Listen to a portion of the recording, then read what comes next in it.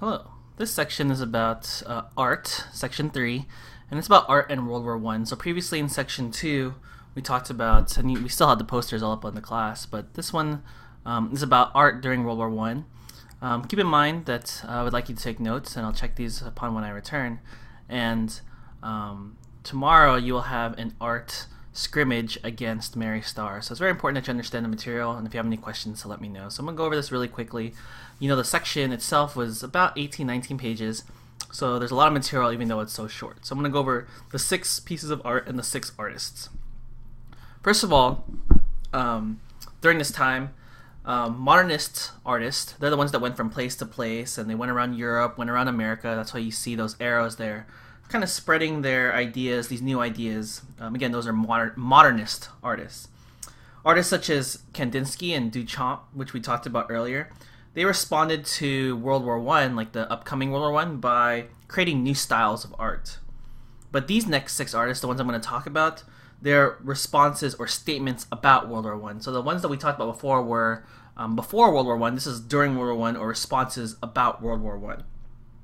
Some of the ones we're talking about, we're going to talk about Umberto Boccioni.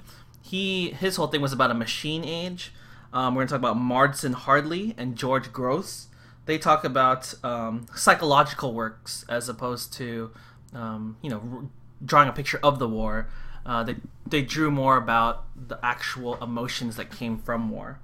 And then we'll also look at some things that aren't exactly fine art. So we're going to look at some posters and also some architecture again.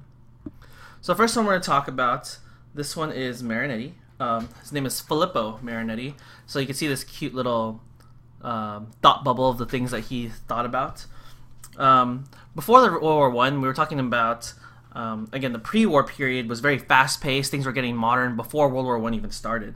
So because of all these changes, Marinetti was kind of inspired, and the other Italian futurists, they were inspired to make art and literature about the future.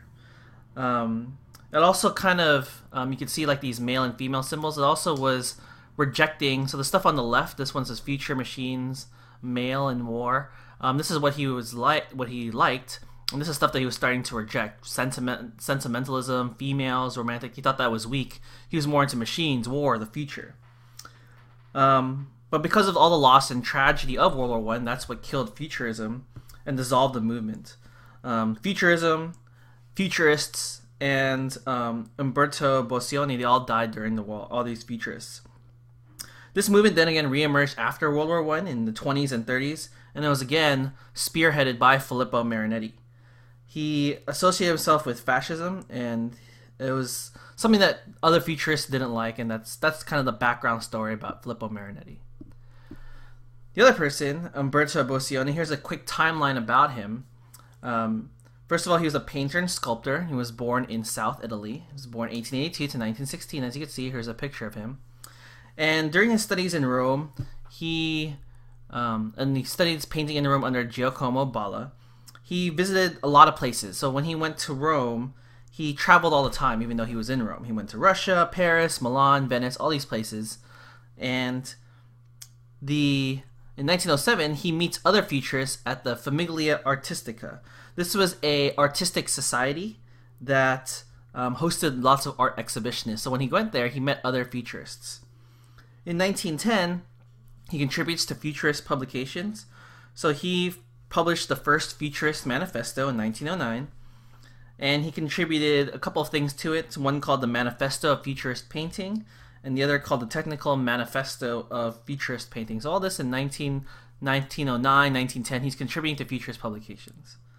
In 1911, he's influenced by Picasso and Braque and Raymond Duchamp, who was a Cubist sculptor and Duchamp's brother. So that was Raymond Duchamp, his brother, and they all meet in Paris. And then in 1915, he enlists in the army and dies during a training accident a year later.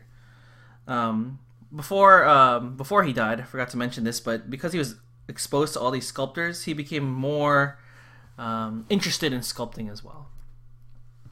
So this slide over here, we're going to talk about Boccioni's work.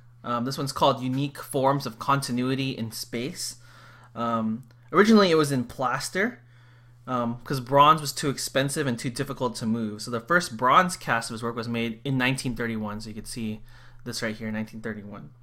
It actually depicts a 43-inch abstracted human figure in motion. Okay, so that's what this is. He includes a series of curvy, linear, feathery forms that flow on and around the body. In 1909, the Futurists were brazenly optimistic, and they bragged that youth gave them strength.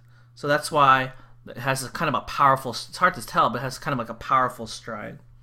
This striding pose also represents or is a callback to other sculptures, such as the Nike of Samothrace, which is this thing on the right,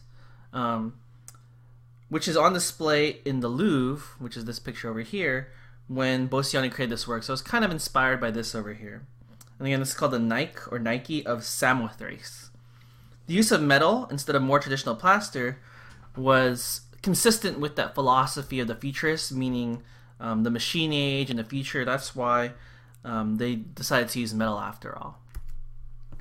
The next person we're talking about is Marston Hartley. Here's another timeline of him. He was born 1877 and died in 1943. He was an American artist, but his most significant works were actually in Berlin. He was born in Cleveland. He was educated in New York. When he worked in Maine and Boston, he returned back to New York, and he met very many avant-garde artists. So this is 1909. Remember avant-garde? Again, I told you it's kind of like the equivalent of the strange. Think Lady Gaga when you think avant-garde. So he moves to New York. He meets all these avant-garde artists, including a photographer. His name is Alfred Stieglitz. Okay. Stieglitz eventually encouraged Hartley to travel to Paris in 1912, and they became such close friends. And he met other friends over in Paris. He was interested in the works of Matisse and Picasso, so he was kind of introduced to Futurism as well. And in 1912, Stieglitz actually shows and displays his work in a 291 gallery.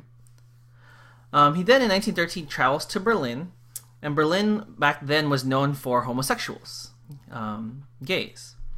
Had a lively homosexual culture. It's similar to, if you're familiar with this area, like West Hollywood or San Francisco. So he decided to stay in Germany until the war forced him to return to America in 1916. During that time, he painted Portrait of a German Officer and other different kinds of works. And as it says here, when he travels to Berlin, he develops an interest in Kandinsky and Franz Marc. After World War I, he traveled extensively to work on his painting, so he spent time in New Mexico, Bermuda, Bavaria, Nova Scotia, France. He goes everywhere to work. And in 1943, he died in Maine, and he was kind of in this mode where he liked to paint landscapes. So in 1937, he settled in Maine after years of travel and abandons abstract painting for landscapes. So that's Marston Hartley. Here's his work that you need to know. So the last work that we talked about was the unique forms of continuity in space. This work right here. So we're going to talk about the next work, which is this one right here, Portrait of a German Officer. And you can tell it's very abstract because you don't see a German officer. All you see is like stuff. What does this all mean? I'll explain to you very quickly. First of all, you may notice this cross right here. This cross in the middle. First of all, this whole piece was a challenge towards natural, normal notions of portraits. So this is funny that he made this, or called this, the portrait of a German officer, even though it doesn't look like a portrait of a German officer. He was challenging the traditional way of how you should make a portrait. So instead, he uses very symbolic images of this German officer, and I'll explain what all these symbols mean. So the first one is this cross. This is called an iron cross, and it's within a yellow triangle, as you can see. It was a military decoration that was first awarded to Prussia. Once Prussia was incorporated into the German Empire, the cross became a generic symbol. This cross means the German Empire. Okay.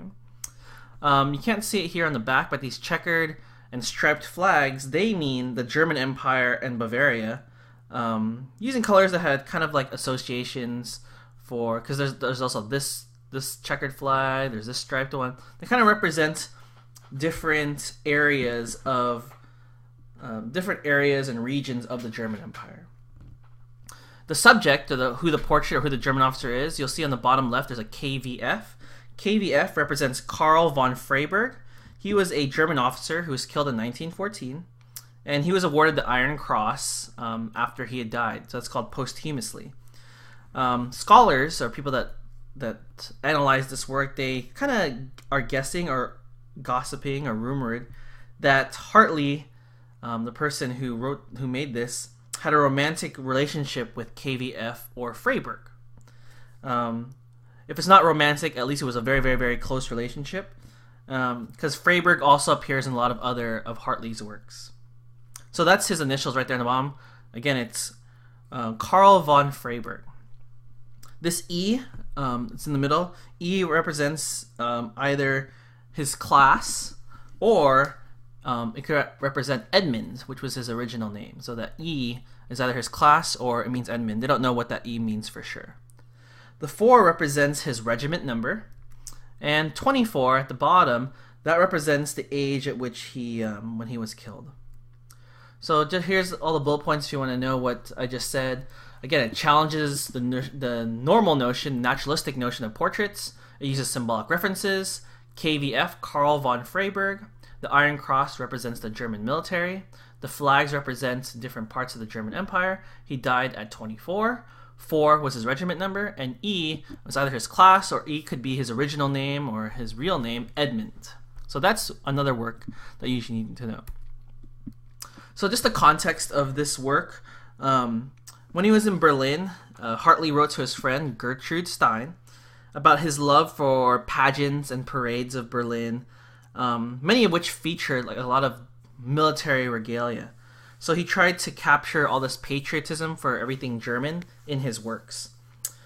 But he did reject the tenets of futurism, like, things about war and machines and all that stuff. Remember we talked about futurism. But he liked organic forms, he liked symbolism, that's what he liked to do, which was a language of expressionism. And he didn't express violence towards the past or hating of the past like futurists did. So futurism is gone, he prefers expressionism. And even though he was inspired by war and pageantry, his work was not propaganda. Actually, he mourned the tragedy of war. Again, we just looked at that part that maybe that was his close friend or romantic partner that passed away. So he was talking about sad stuff about war, not trying to tell people to do stuff about war or forget about war. He was not political. So those are the two. Moving on, George Gross.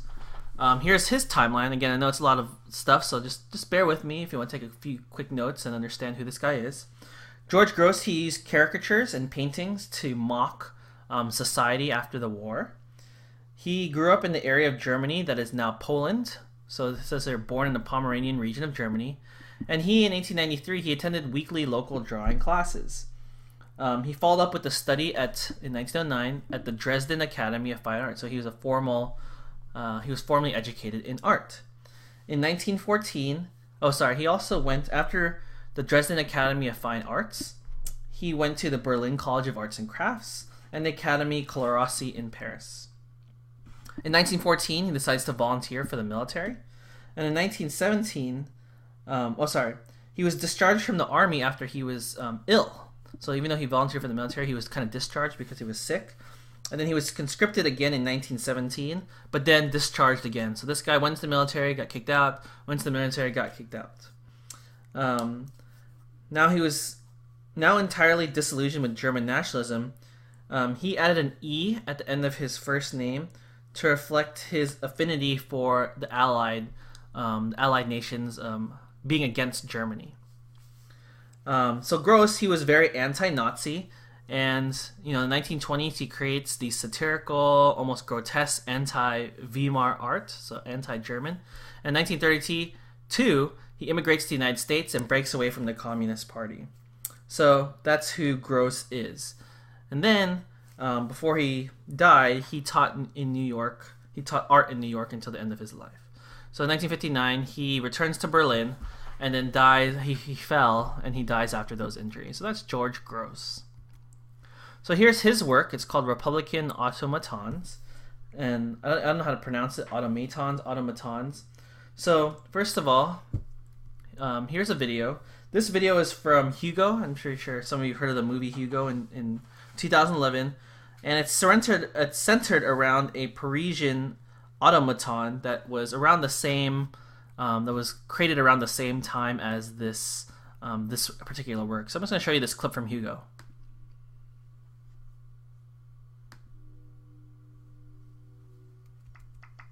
What does he do? He's a wind-up figure, like a music box. This is the most complicated one I've ever seen, by far. See, this one, can write. Magicians used machines like this when I was a boy. Some walked, some danced, some sang, but the secret was always in the clockwork. Look at that.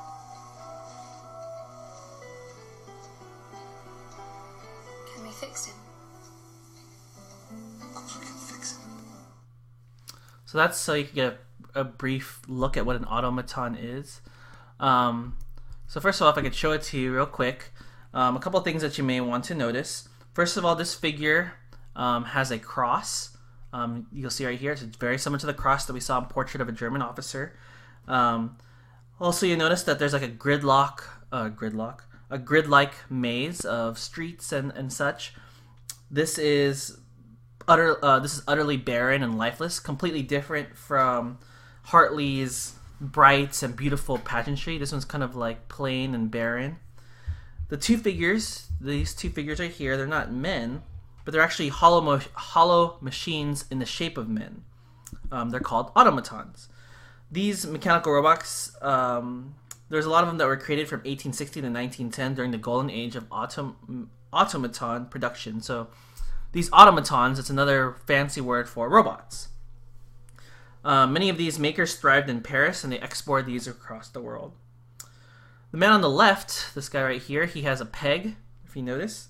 And this peg was kind of a representative of a common affliction. A lot of people had amputations in the war, so this is kind of a representation of those soldiers that happen to have amputations, so that's why he has a peg. And then the architecture in the back is reminiscent of Gross's Greek-Italian contemporary of Gross. His name was Giorgio de Chirico. Both artists kind of liked urban spaces, so this is kind of like a human identity. Or the idea of this piece is that these are people that are in a cold city in which their human identity was kind of erased because they're in this city. So this is, again, here's some bullet points for you. Again, it has a cross, just like the Portrait of an Officer. But this one's in a barren, lifeless, boring, plain one, not like the last one. And again, this architecture in painting suggests a dystopia in which human identity is erased by the coldness of the Weimar Republic.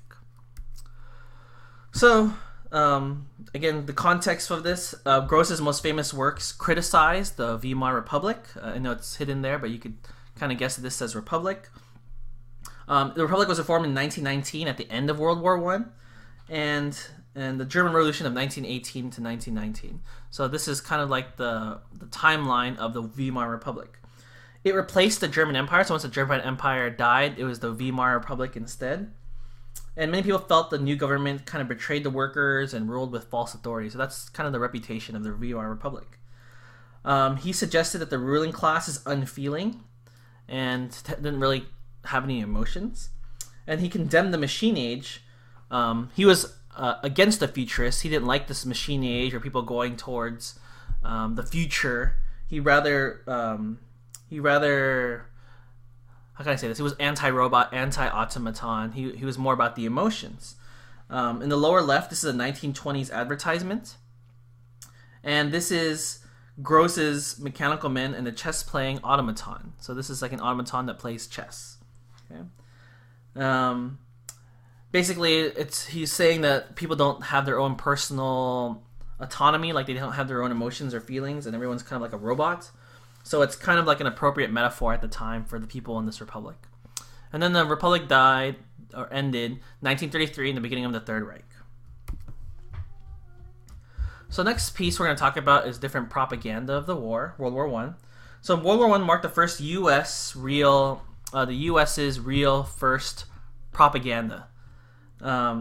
President Woodrow Wilson, here on the right, he established a committee on public information where he used radio, moving pictures, newspapers, posters to encourage support of the war. So all this stuff is like propaganda from Woodrow Wilson.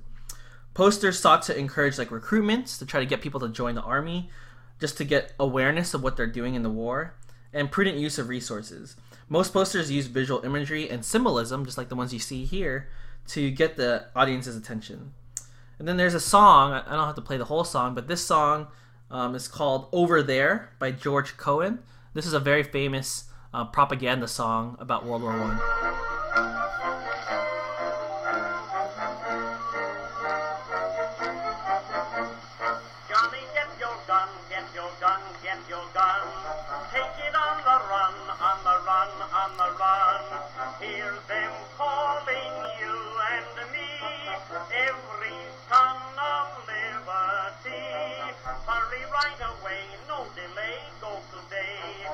So you can see it's very catchy. They say, Johnny, go get your gun, let us run, let us run. So it's very, this is World War I. This is the time where the U.S. is getting super active in getting people to know about the war, to join the war, etc., etc. Very heavy on propaganda. So the next artist we're going to study is James Montgomery Flagg. His work is purely propaganda, it's not like artwork per se. Like he didn't create this to put it in a museum. This is basically propaganda. So he is best known for his Uncle Sam poster. So if you want to know who made this Uncle Sam poster, you heard about Uncle Sam, I Want You.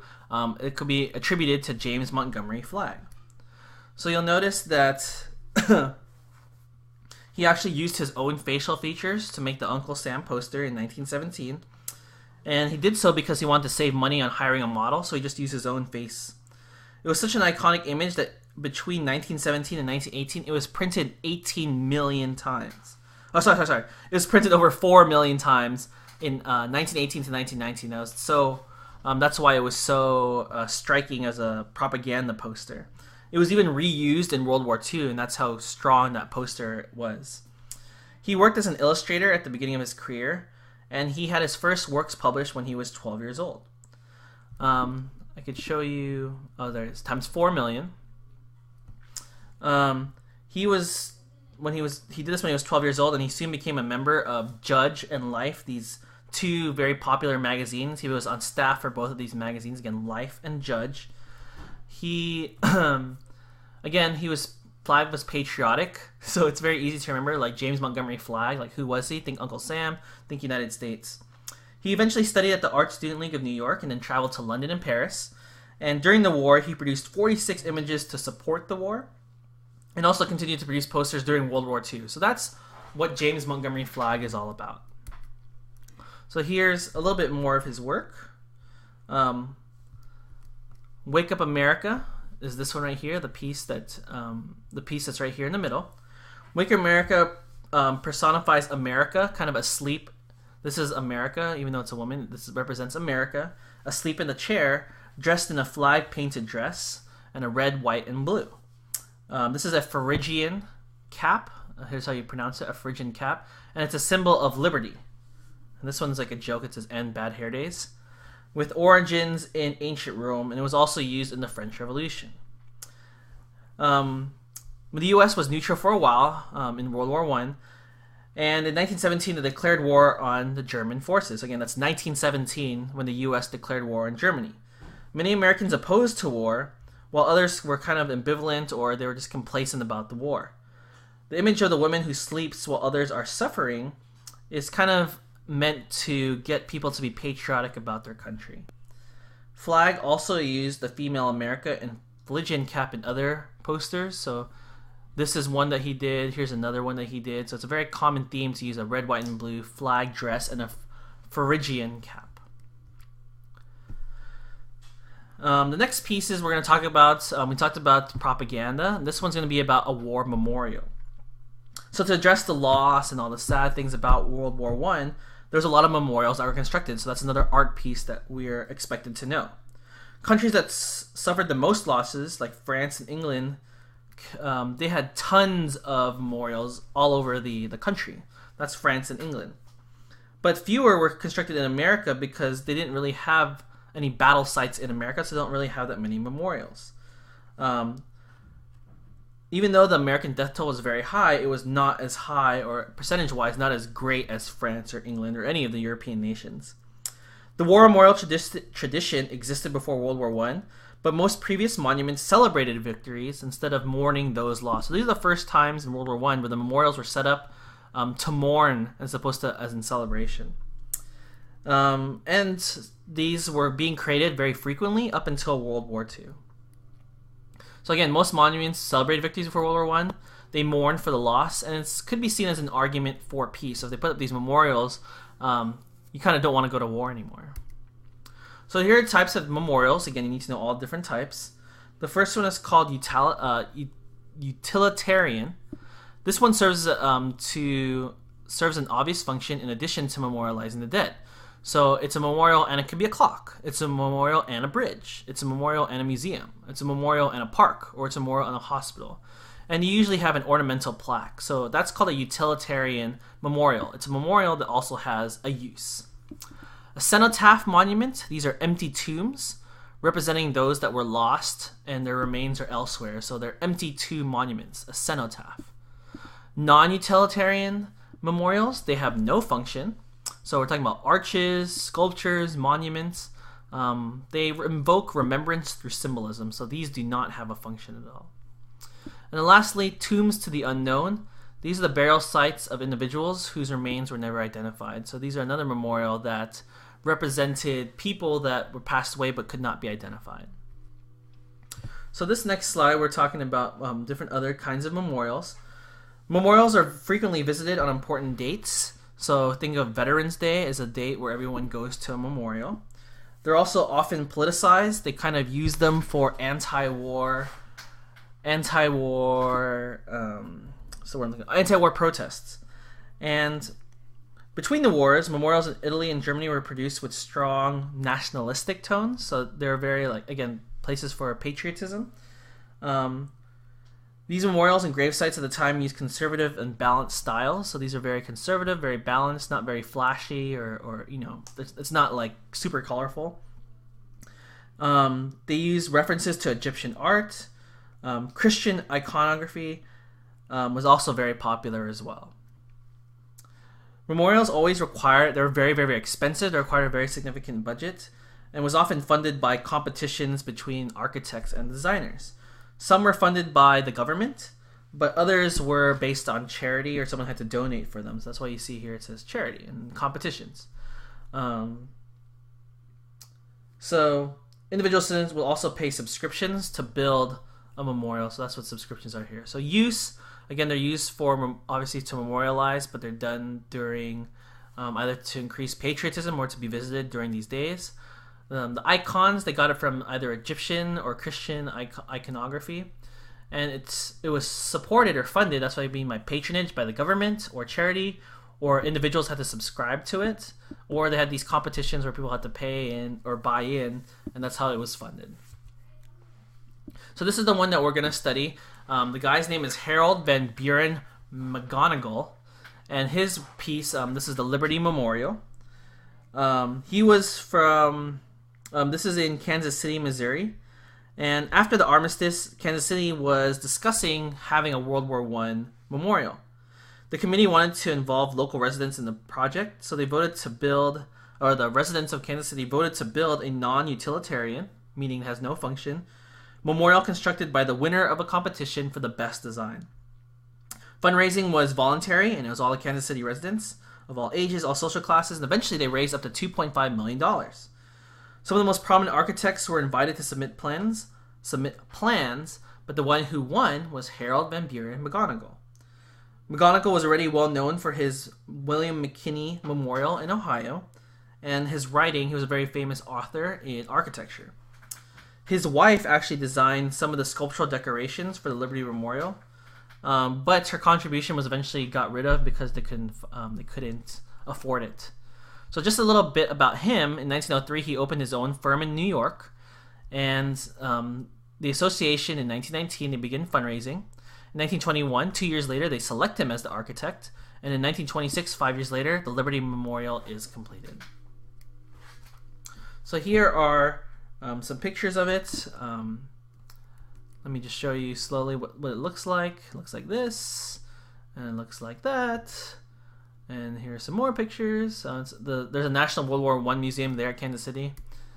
It's located across from Union Station. It's 217 feet high, in an Art Deco style, kind of like an Art Deco style with a hint of Egyptian, borrowing from Egyptian philosophy.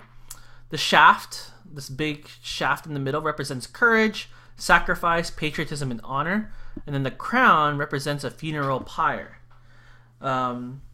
This is actually a monument with two smaller buildings. The monument itself, I told you, is 217 feet high. That's that. The buildings beside the monument, there's a meeting hall, there's flags. The buildings beside the monument house, or the buildings have a meeting hall, which is you see here, a museum, flags, trophies, and other relics. This museum actually was added in 2006, so that one's actually very new. What's kind of controversial is that the U.S. government didn't commission its own national memorial after World War I, so many states had to erect their own, or states and cities had to erect their own. The one in Washington, D.C. is another example of the memorial. This one was authorized in 1924 and dedicated in 1931. Even though it's in National Mall, it only commemorates those D.C. area soldiers. So the one in D.C. only is meant to memorialize the soldiers that are in D.C., whereas the one in Kansas City, Missouri, that represents all soldiers. So this one was only representing 499 local soldiers who died in battle. It's also designed as a utilitarian memorial. It was a band shell. So there's a movement to rededicate this National Mall Memorial to represent all the World War I casualties, but hasn't happened yet. This is the Thiepval Memorial to the missing of the Somme. So this is one of the largest World War I memorials. It recognizes 72,000 British and South African soldiers who fell at Somme, as the missing of the Somme, but sometime between 1915 and 1918. It also kind of represents the unity of the French and the British, so that's why you see the French flag and the Britain flag here.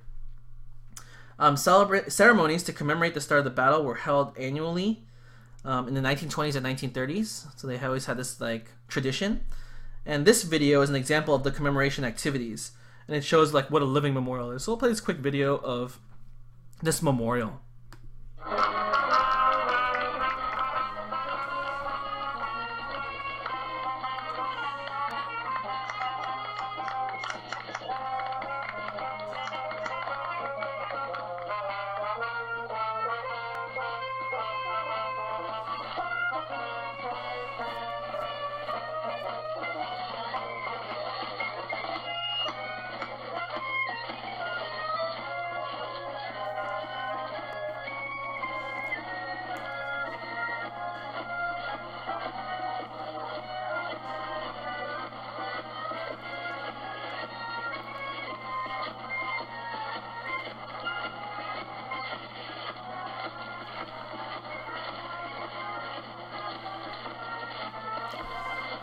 So anyway, you kind of get the idea of how this memorial is. This is the last artwork we're going to talk about. Again, this is the Thiepval Memorial to the missing of the Somme. So the person that did this, who designed this, his name is Sir Edwin Lutyens. He was knighted for his accomplishments in 1918. He was recognized for his work through Great Britain and India. He was appointed as one of the primary architects of the Imperial War Graves, and was responsible for the cenotaph at Whitehall. Remember, a cenotaph is essentially a tomb for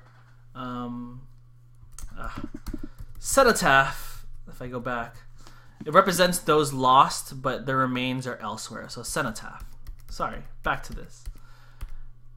So he, at 1920, the cenotaph at Whitehall was unveiled and was meant to be temporary. So there's this one right here, but it lasted for a while. It was supposed to be for a parade only, but they decided to keep it. Because the Thiepval Memorial was a battle site instead of a city center, it required a different approach than most other memorials. His understanding of country homes and estates kind of helped him with this challenge. So in 1928, he started building the memorial. Again, this is located in the countryside and not a city. So it's a little bit different because this is actually a place where battles were fought. So the building began in 1982 and it was unveiled in 1932, and it was unveiled by Prince Edward of Wales. This honors 72,000, again, it's one of the biggest ones, honors 72,000 Brits and South Africans with no known graves. This is the Thiepval Memorial. So the locations and materials, just to show you what it looks like and what the stuff that you need to know about the Thiepval Memorial. The memorial is located near the village of Thiepval in northern France, the location of the Battle of Somme. Because graves had been dug on a lower ground during the war, the Luthians had to select a site that would not disturb pre-existing burials. So they had to pick a place. Again, this is the challenge they're talking about, that didn't disrupt where there was already people being buried. So the monument takes the form of this arch that you can see right here. It's a triumphant arch. You saw it in the video. And it is 150 feet high.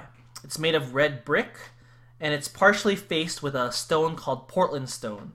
It's a limestone that can be found in England, and it's in important English buildings such as St. Paul's Cathedral and the Cenotaph. So they face it with some very, very expensive stone.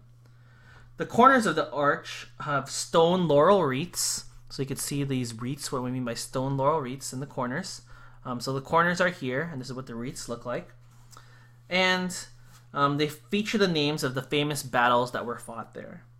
The stone faces of each of the piers contain tablets.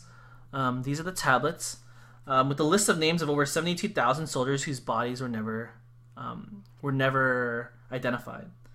At the top of the monument, there's a British and a French flag. It's hard to tell. And then under the center point of the arch is the Stone of Remembrance, which follows the design of many memorials in Great Britain. So they have a stone of remembrance. I think this is it right here.